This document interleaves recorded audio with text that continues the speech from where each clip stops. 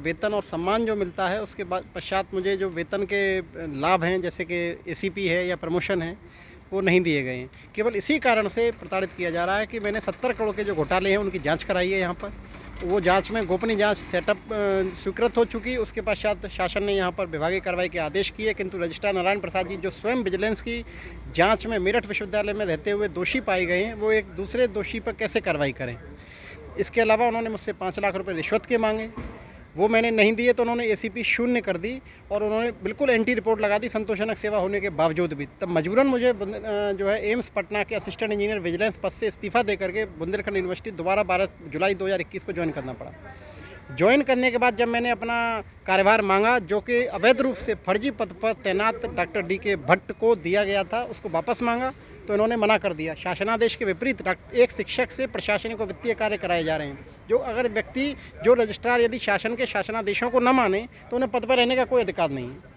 शासन का आदेश सर्वोपरि माना जाता है। कलेक्टर साहब हों, कमिश्नर साहब हों, शासनादेश यदि शासन से जारी हुआ है तो उसको मानना, चाहे किसी भी लेवल के अधिकारी हों जिले में, उनको मजबूरी है। लेकिन यहाँ के रजिस्ट्रार साहब जो नारायण प्रसाद जी हैं, शासनादेश के उल्लंघन खुलेआम कर रहे हैं। एक शिक्षक को करोड़ों रुपए की वित्तीय अनियमितता में एक पद दिए हुए हैं। इंजीनियरिंग में ज़बरदस्त कमीशन है जो मेरे समय पे ख़त्म हो चुका था।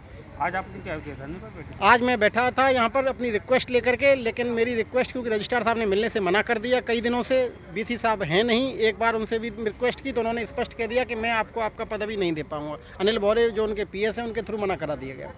ईमेल का पत्र का जवाब कोई देते नहीं। डायरेक्टली ऑफलाइन में मैंने यदि कोई पत्र दिया उसका जवाब नहीं देते। मुख्यमंत्री जी के पोर्टल के थ्रू जन सुनवाई में डाला, उसका जवाब नहीं देते। तो आज मजबूरी है कि इसी सोशल मीडिया और आपके जनप्रतिनिधियों के माध्यम से और आपके पत्रकार बंधुओं के माध्यम से मैं अपनी बात यहाँ प्रस्तुत कर रहा हूँ।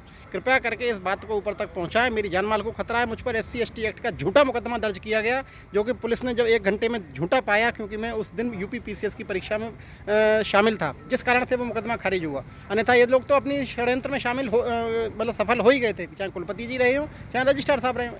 एक प्लम्बर के द्वारा मेरे ऊपर झूठा मुकदमा करने की तैयारी की जाती है, उसको विश्वविद्यालय के रजिस्ट्रार साहब सपोर्ट करते हैं।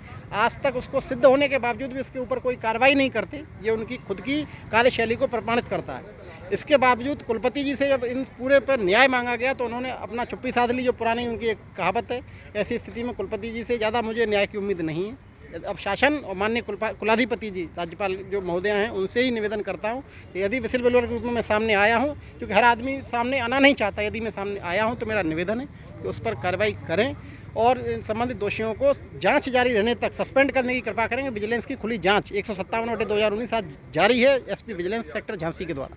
बस इतना ही मैंने। और ये बात हम लोग नहीं कह रहे, बुंदेलखंड विश्वविद्यालय के इंजीनियर भाई अमरीश कुमार गौतम कह रहे हैं, और उस पर कोई कार्रवाई नहीं हुई और उनसे भी 5 लाख रुपए की रिश्वत मांगी गई।